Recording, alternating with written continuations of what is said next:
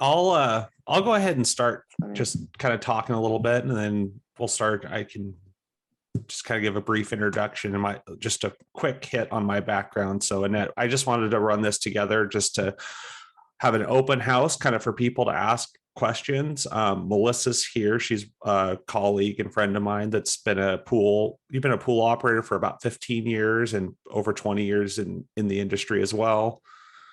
20 years on the CPO now. On the CPO. Old. Yeah. 20. And then, I've been a CPO and facility operator at 8 different facilities and just trying to share some knowledge. And I also have some other things that I'm coming up with that I'm wanting to test how switching back and forth between things work. So if we have questions, we can talk about them. I actually pulled a bunch of questions from the Aquatics group this week to talk about if people were, a little slow to come in and had questions. So if you have any questions you want to ask and get us to start chiming in on, and then if not, I'll run through some of the questions that we pulled from the group.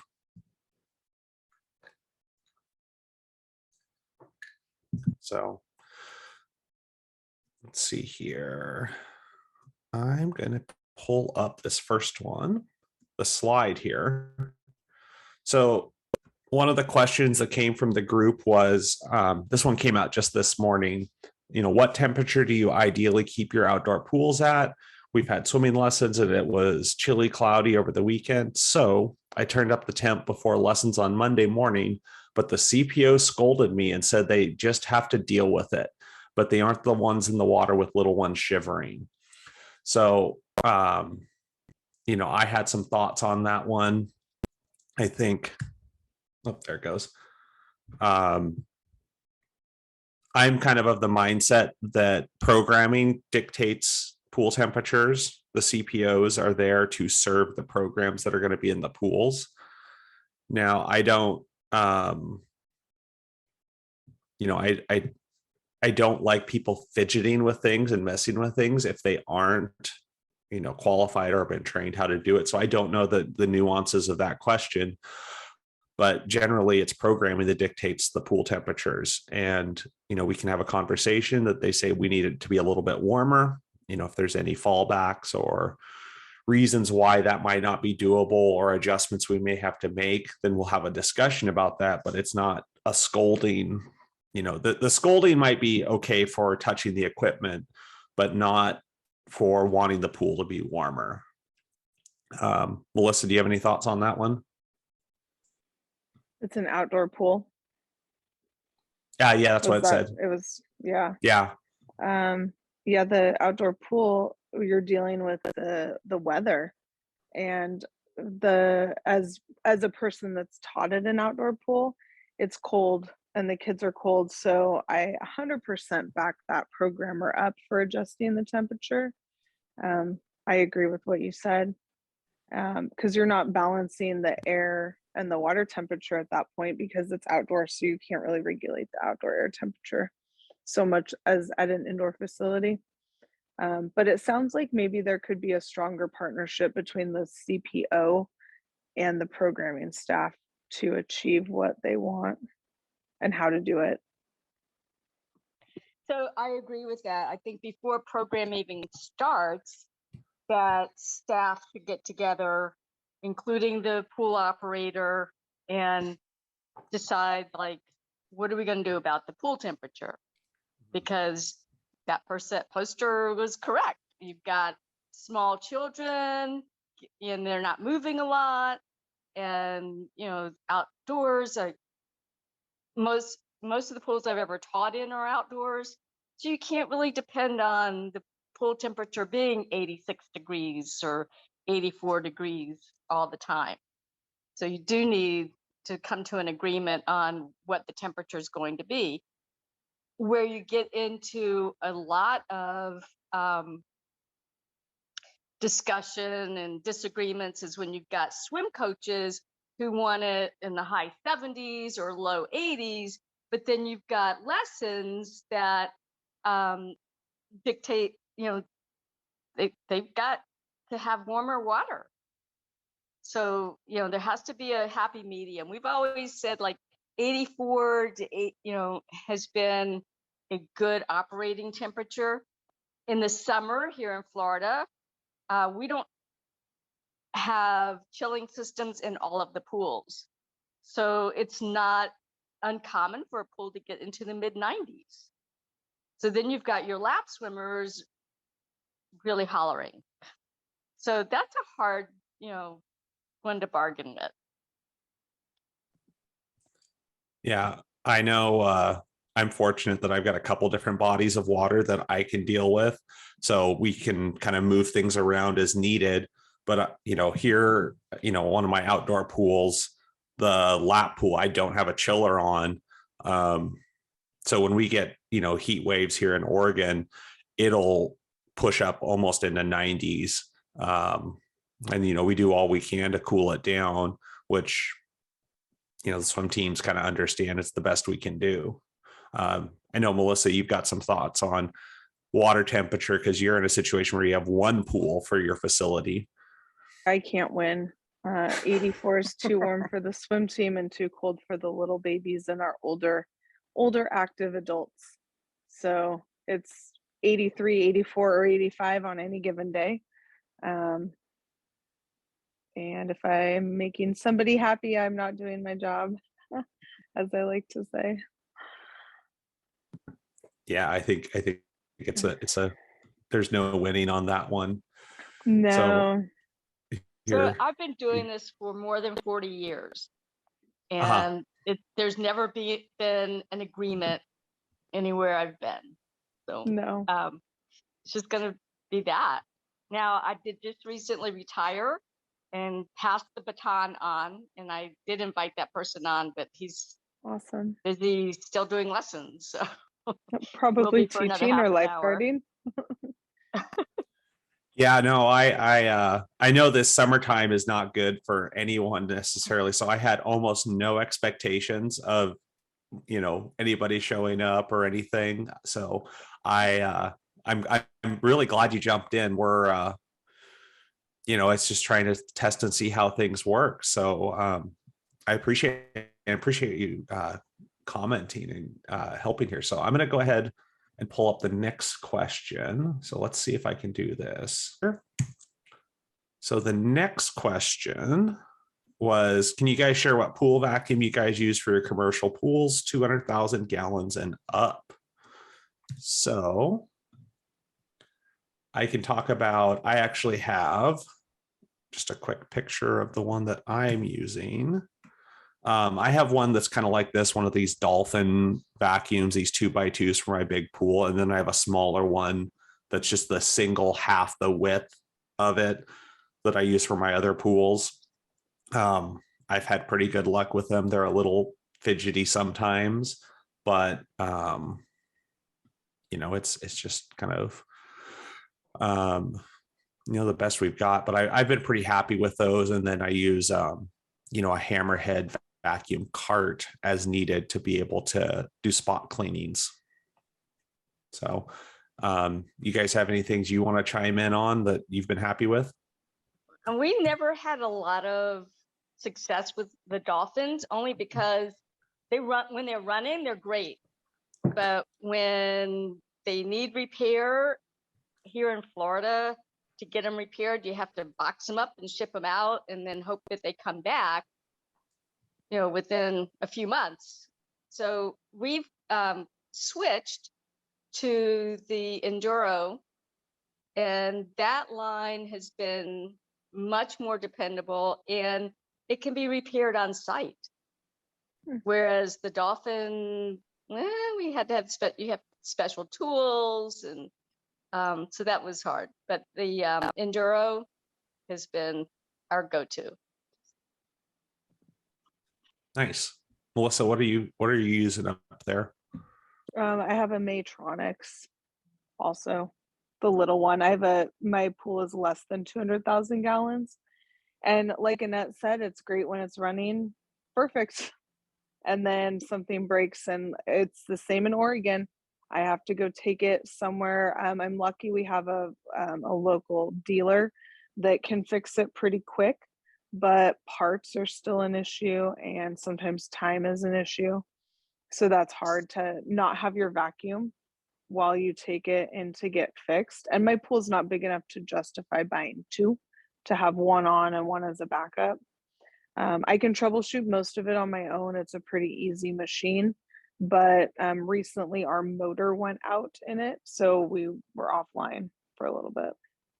So then do you have a manual vacuum to go with that, just Mm-mm. in case? Nope. Nope, not built into the pool. No. Nope, we But just sweep. and you've got an indoor pool, so you don't get as much stuff coming in.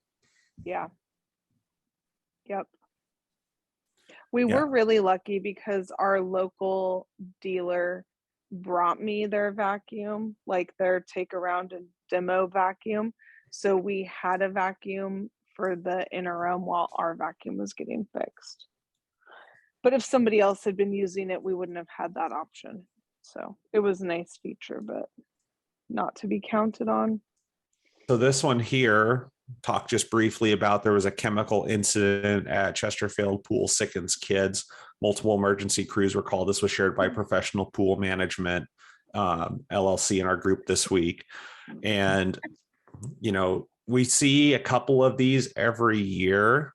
I know I try to, when I run CPO classes, really emphasize the point of making sure that you are checking your interlocks on your chemical equipment.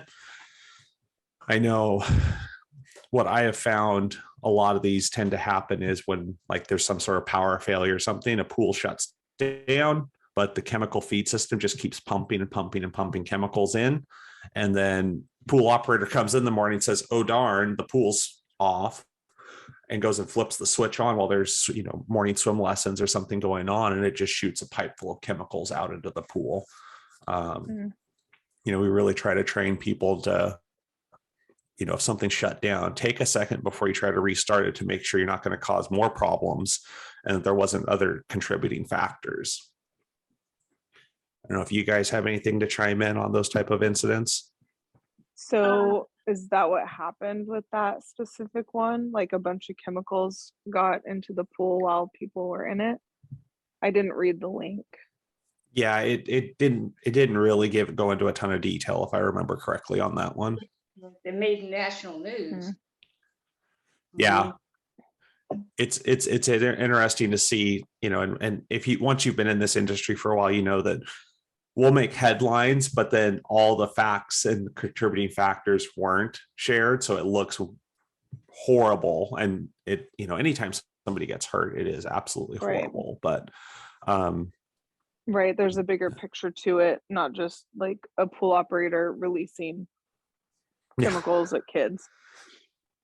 If it was something where the pump was off and then turned back on, I don't know, my pool wouldn't open in the morning if my pump was off. My lifeguards, my opening staff know if they walk in and it's quiet, they're shut down. Like the pool is closed until I come in as the CPO to determine what happened. So I think I would go back to the policy on that one and see if we could figure out, who opened, why, what.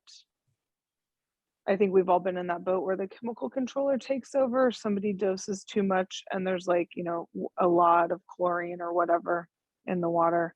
That's kind of a different situation, but training the staff who are there to open and make those determinations would be a big help. I think the only time I had something like that would be if somebody switched a feeder plug to a manual. It wasn't interlocked, and then you have a lot of leftover problems. Yeah, and that's it's just getting people trained to when in doubt, just take a pause. I try to really promote the idea of the stop work authority. It's kind of a broader term beyond just I haven't heard it said a ton in our industry, but in other, manufacturing and whatnot, they talk about anybody can say shut down operations to say, hey, there's something unsafe here. We need to figure out a plan. shut Mhm. everything down, take an assessment, and then hustle to get back into operations. It's much better to take a pause and find out everything's okay than to not take a pause and have regret somebody get hurt. So Exactly. that's some language I use with my crew and as we're training, because I do the facility operations, but I work closely with like our morning lead guards and everything else and tell them, like, if you think something is not right, you jump in and you shut it down and get back up, and I'll have your back all the way, up and down the chain. So, all right, I got another one here. We'll switch gears. Let's see if I can do this a little smoother this time. Spotlight 2. So, can somebody explain to me the thought process behind a maintenance policy that automatically puts a liner in an outdoor pool once the pool is 20 years old, regardless of the actual condition of the pool? So this is one that I actually dealt with recently. I had a pool that was 21 years old. The liner lifespan was actually only 15 to 17 years and had just been bandaged and bandaged and bandaged for longer than it should have been. We're trying to make steps to build into our long-term budgets to show that this is going to need to be replaced. But it's tough. It's tough to get those funding, especially with public agencies where we have scarce funds and we're always competing with other departments and other needs that the communities have. So the only liner pools that I've dealt with are Murtha, and they have a 25-year life. But they do have issues. Like sometimes they will have a leak behind maybe a target or on the floor and in the zero depth area where the play structures are, so things like that. And yeah, you do have to shut down. But as far as having a maintenance policy that at the end of X amount of years, we're just going to switch over from a pebble tack to a liner, I don't see the need for that kind of policy as a policy. Now, is it less expensive to have a cementous type finish? Yeah, it is on the short term, but you have to take care of it. If you don't take care of it, right, then it's going to be toast in a couple of years. Yeah, and I don't have any go ahead. experience with a liner. My pool is plaster. My other pool is not plaster, but it didn't have a liner.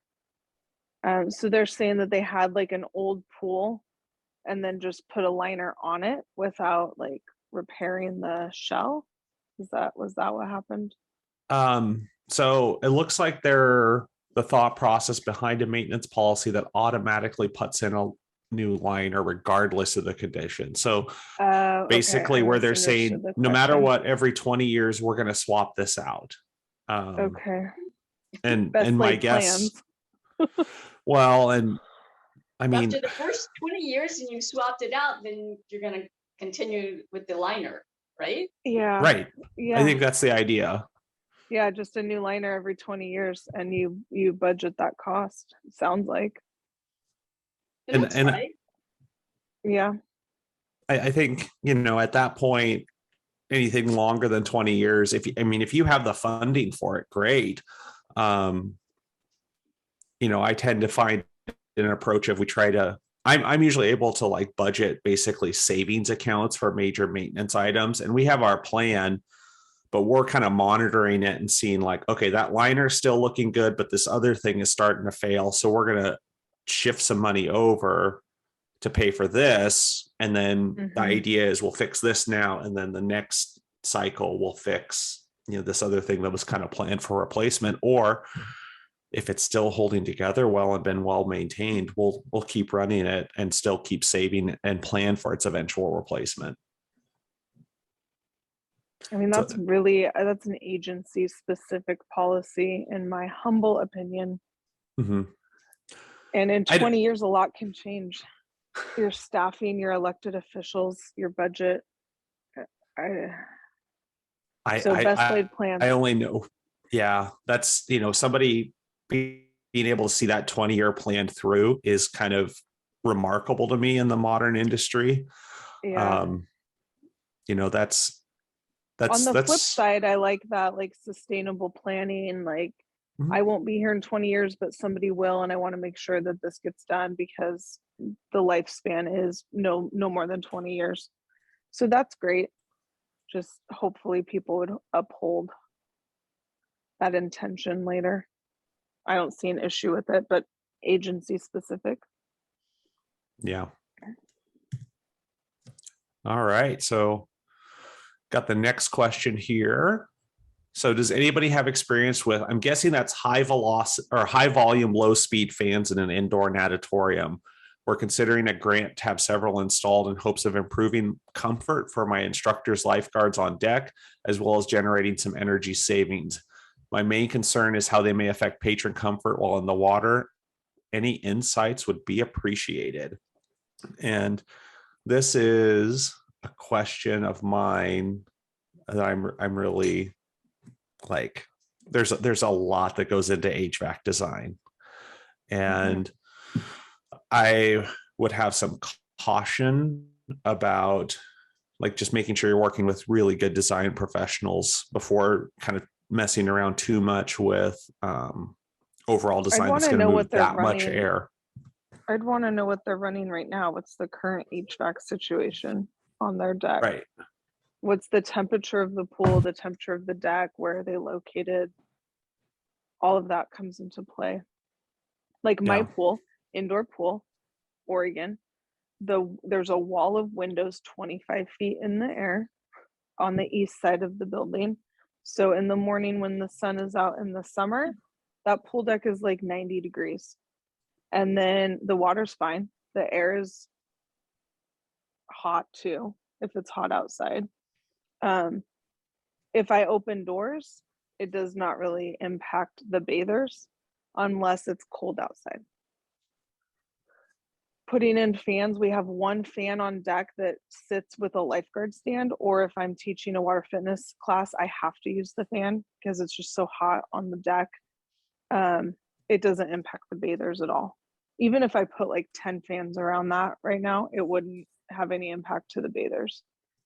But again, like that's almost a design question too. Like, what's the surface area of the pool, the deck space, the air? Are the fans working with the current HVAC? Or I don't know. I have a lot of questions about it. Not opposed to putting fans on the deck. In my experience at my tiny little pool, it has not impacted the bathers at all. They're still toasty warm in the 85-degree water with 90-degree air. And anybody on deck is just sweltering. It's like a sauna. I know I am a proponent of, for lifeguard comfort. If you're struggling, I've used these and had some decent luck. These little portable job site fans. They're battery powered, so I buy them for the same battery packs that I use for all my other tools in the facility. And they're great because the guard can just put them on a stand and get a little bit of fresh air moving on them without running extension cords or anything else like that. So I've had some good luck with that. I don't know if Annette, you have anything you've experienced with any of this stuff? The indoor pools that I have worked, the HVAC systems were horrible. Even the new ones that I worked with, I was there from opening, and they were engineered to the minimum, and the minimum was not good enough. So then when they replaced that one, again, they replaced it with the minimum. So they had to have fans. And because the air would get really bad, the water chemistry would, go down really, fast if the air goes bad.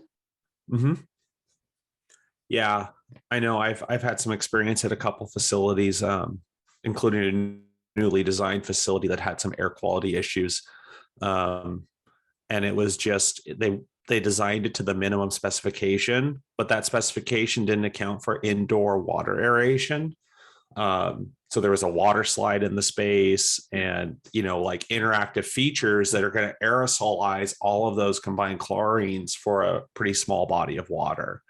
And so there was some struggles there with that, and I think ended up, after I left the agency, they added some those paddock evacuators, which are just basically deck level fan or exhaust fans that just pull air out from down below. It definitely can destroy your pool chemistry. Oh yeah, that's one of the first things you can tell is if the air quality isn't good, the water will not keep up or maintain. Even with adding things like UV systems, if you're not moving enough air, you can't keep up. I don't know if any of the indoor pools you've had have seen that with UV systems being able to help to where you don't have to work quite as hard. Minimally, I think the biggest problem we had were the instructors on deck who were moving around with a water fitness class. Yeah. No, that makes total sense. Got another one here that I know Melissa's chimed in. I know she's kind of has to get ready to go teach in a second here, but I'm going to switch to this question. I'll pin it real quick. Hello, I want to know your common practice policy regarding lighting for an indoor pool. I see a lot of different opinions on this. Wanted to ask what policy you have for lighting for an indoor pool. What is the mileage you said? If you do not close for lighting for an indoor pool, what is the rationale and how are you able to do this? Any input is helpful as I wish to learn more on this and to make an informed yet safe decision. I'm closing as I'm more familiar with outdoor pools and wish to get more information to make the safest and most practical decision in advance. I know there's several different kind of schools of thought on this. I know in the Red Cross lifeguarding curriculum, it says any pool you're supposed to close, indoor or outdoor pools. There's, widespread consensus, you don't open if there's nearby thunder or lightning, but indoor pools, it can be a little bit varied. I shared to the response on that person. It's getting a little bit older now, an Aquatics International article by Tom Griffiths, who did a lot of research and speaking before about why it necessarily makes more sense to stay open for your indoor pools and some of the mitigations. I'm kind of I would probably default to staying open, but I would make sure your building is actually designed the way it's supposed to be for an indoor pool. Outdoor pools, we definitely want to close down. Right. I have an indoor pool. We stay open. Our old indoor pool that we had at one of the gyms, we did shut down when the lightning was close. The new one that I mentioned earlier is stayed open. Mine is open. And again, you've got a newer facility that, Yeah, built after grounding, 2002. Yeah. So it's I'm curious to know how many. I think out here, at least, we tend, on the western side of Oregon, we tend not to get a lot of thunder and lightning. I lived out on the eastern side of the state here for a few, a little more desert, arid, and we'd get afternoon thunder showers all the time and we would close. But I know there were some administrators that really didn't like that. That's always the draw of, well, you can't shut down, you can't shut down, you can't shut down. So I'm kind of glad to see, that some people are able to, but, we'll see. It goes back to the facility being properly grounded, bonded, wired, the whole thing. And what the policy is, if you're going to send people out in an electrical storm or just keep them kind of where they are, shelter in place idea. And hopefully they don't get struck by lightning in your parking lot. But, I don't know that there's any documented cases that people have been struck by lightning in a pool parking lot. So I think whatever the facility and the management agree on in policy, there you go. I agree. Basically, how many of you stock your own first aid cabinets and where are you ordering supplies? And on this one, I recently went through a home edit style of process on it. And so I got a new shelving unit from Uline, used a bunch of totes.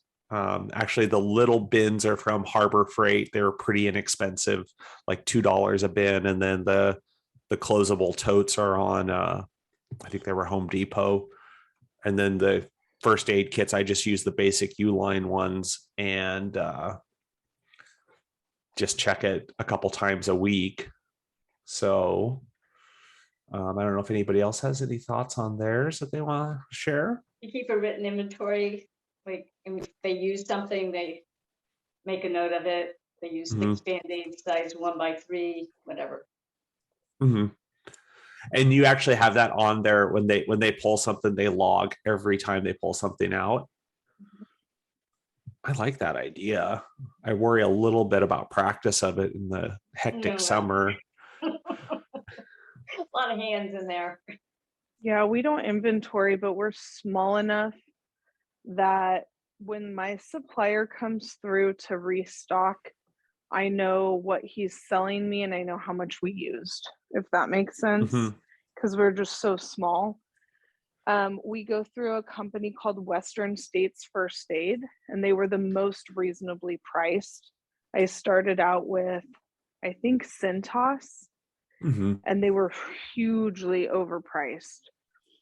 Not a lot, but more. And I had a board member actually suggest that I spend my time finding the cheapest Band-Aids and go to the local stores in our town to save a buck. But in my professional opinion, it is not worth my time to nickel and dime Band-Aids. If you're going to go buy them like at Costco and just do that the same time every month, that's fine. But it worked out for us. So we got a good deal through Western States First Aid, and they come when I need them to come. They don't come and just willy-nilly stock it up to make a buck. Cintas was doing that for us, and that was our experience with them. So yeah, I've just switched to ordering my stuff on Amazon, and I go through and just order. I have enough space that I can stock quite a bit of stuff, and we have a pretty large facility that burns through it. So, it works pretty well to do that. Next one, I know Melissa's getting ready to get going here shortly. Let's see here. I loved this story that was shared by Wesley King. I think he was going to be getting on the call with us at some point. The 70-year-old grandma leaves retirement to help local pools lifeguard shortage. And I know that there's a lot of people that are, in my demographic and younger that really like struggle and like figuring out like, well, we can't have all these people, older adults helping, but like, guys, there's a ton of experience out there. And if you really think about, what are the key characteristics of a lifeguard? It's more between the ears. There is some physical requirements, but those are maintainable and coachable. Whereas the years of experience and insight and ability to know that something's not right and have the confidence to call things out, I think is huge. I don't know if anybody else wants to chime in on this. I thought it was just a cool story and article that was shared. It was. I'm 69 and I just retired in January. So our most dependable lifeguards that we knew could be there, and that was the key, could be there. Early morning opening hours are our seniors. So where I was at, we had 4 people who were, in the senior category, 60 and over. And that really worked for that facility. My life goal is to, we'll see, but right now at least my goal is to do the more soft retirement out of full full-time work, and I want to be a Tuesday, Wednesday, Thursday opening head lifeguard for the last, last part of my career, come in and use some of that experience, be consistent in the morning, and then be able to go and walk away and not get phone calls. That's my goal. It was great. Yeah. Hang on. Yeah. to My that role. oldest lifeguard is 75 and he's a volunteer and he is awesome. And you just can't discredit the years of experience anybody brings to the table like that. Used to be a lifeguard, retired Air Force, retired school counselor, wants to give back, and he is more dependable than a lot of my paid staff. And that's awesome. Yeah. So I fully support hiring or having volunteers for anybody of any age if they can do the job. Yeah. All right. I got the next one here. This one was a good one here, and I think it's got some good opportunities for some discussion. In search of help. This, again, there's a couple anonymous ones here, and I totally understand why they're anonymous. Looking for help with communication strategies regarding pool operations and programming. We're fortunately fully staffed right now. However, we know the past year that opening at 6 a.m. and closing at 9 p.m. or later will burn staff out big time. So this year we changed our hours a bit with the intent of being able to extend a bit into the evening hours, and communicated that everywhere and still received lots of pushback. We can now extend hours and will next week. Yay. We also released swim lesson registration. Lots of things going on, but the question is, does anyone have any advice on how to get the community to understand, or at least try to understand, that staying open and programming for 14 hours a day is not sustainable for our staff or season? We can hire more as more apply, but without having an influx of another 10 to 20 guards, they don't see how they can balance community wants with keeping the staff all season. It's only week 3 and feeling defeated. And I don't know where that person's coming from. I know here in the Northwest, there's been a lot of shortages and facilities. I think there's been more of an understanding that because the way our state handled the pandemic, everything got shut down. And then it was a real slow opening back up. So people are still a little patient as we're trying to rebuild. But it's a tough situation, and I think that the workforce has changed, the economy's changed, and we just can't. It just hasn't been sustainable to burn operations like we used to. And I think that the press can help with that, but you have to feed it to them and then let them go with it. Yeah, and that's it's shortages are they're here too. They're everywhere. Yeah, and I think it's going to be a turning point for the next 10 or 15 years of our industry of figuring out they're here, the economy's changed. What are we going to do to adapt? I think communicating reasonable expectations is a good thing. The next question / post that I wanted to talk about definitely shows some thinking that I've gotten stuck into of we have to be open. We have to be open. We have to be open all the time. We have to give everybody everything they want. But it's you build a house of cards after a while where you're just one staff member quitting and one car accident, somebody getting hurt from your whole operations falling apart. And that's just not a good way to serve the community. So I think communication is really key in getting out in front. Like you said, I think feeding stuff to the media is very helpful. I don't know if you guys are seeing, where you're at, a demand, the same demand or expectations that we had pre-pandemic or before the labor shortage really kicked in. One of the cities here have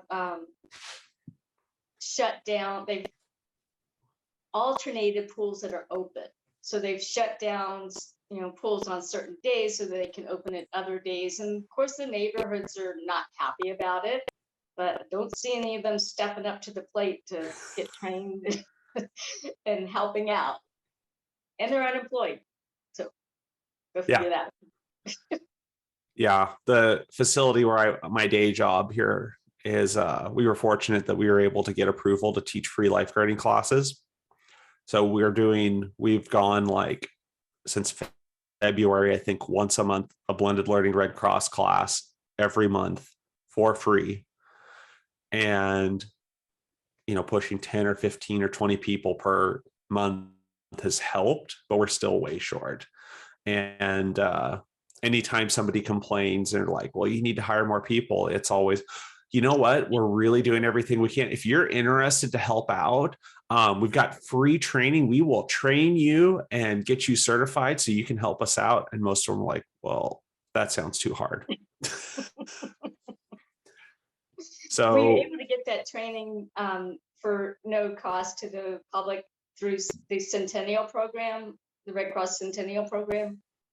Or they just... No, we're fortunate. So I work, my day job, what I'm referencing is the city of Corvallis here in Oregon. So it's where Oregon State University is, and it's a medium-sized community that's, I wouldn't say it's affluent.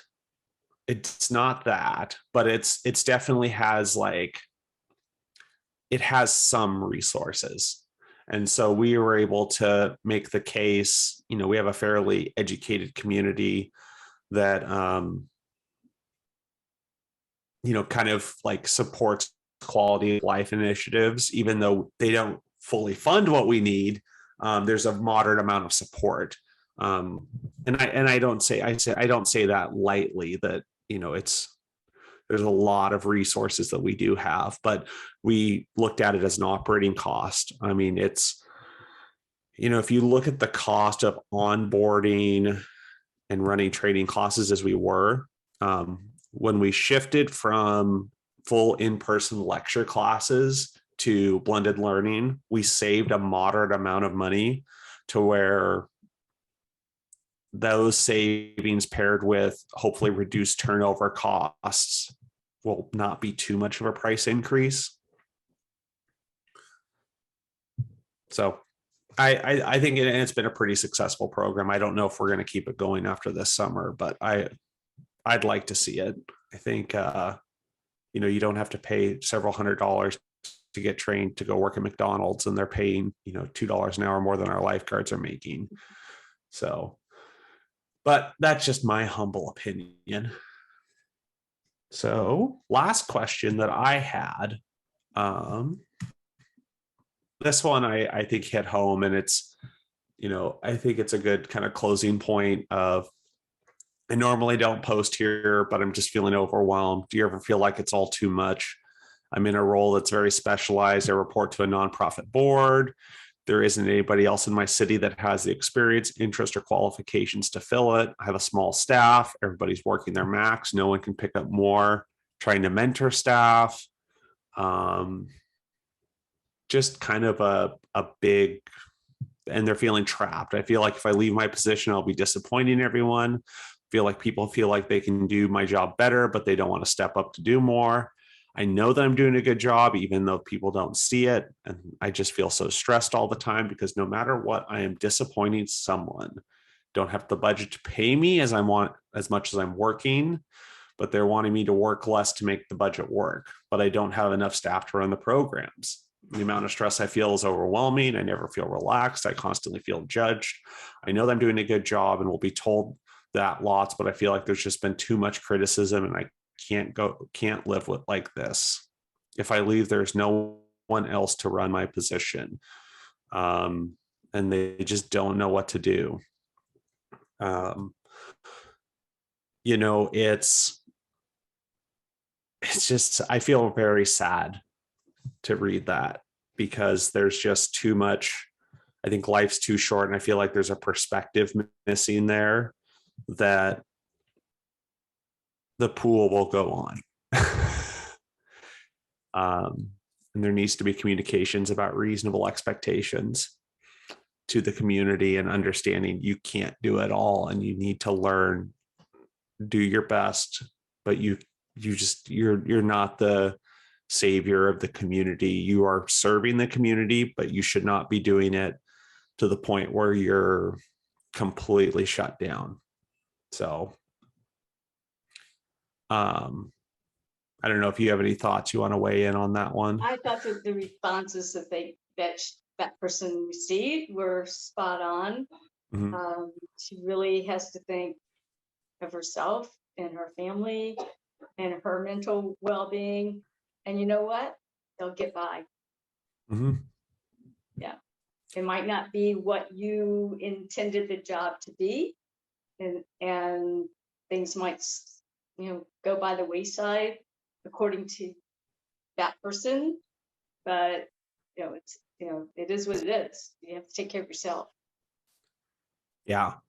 I got stuck in that trap a lot. And I think it's something that our industry, people that care are drawn to it, because we don't tend to do this for the money. We don't, it's not a huge profitable industry. And so it's really easy to just get stuck in that trap. And I feel for him. I've been there. And so much so that I ended up just not performing well, and was fired from the position because everything was just not going well. But learned a lot, and now I'm able to take all that and just really have healthy expectations about things.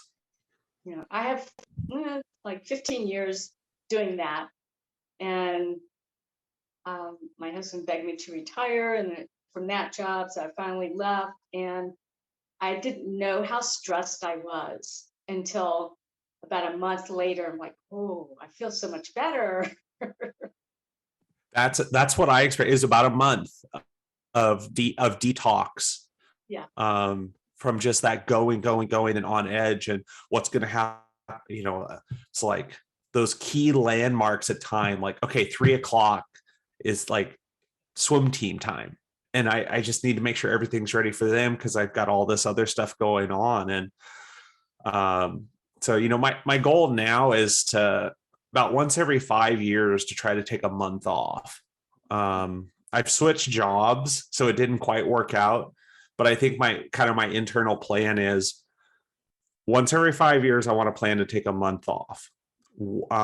There's two reasons. One, because I think it's a good reset to get to that point. And two, it makes me do succession planning really well and make sure that I am not keeping anything up between my ears.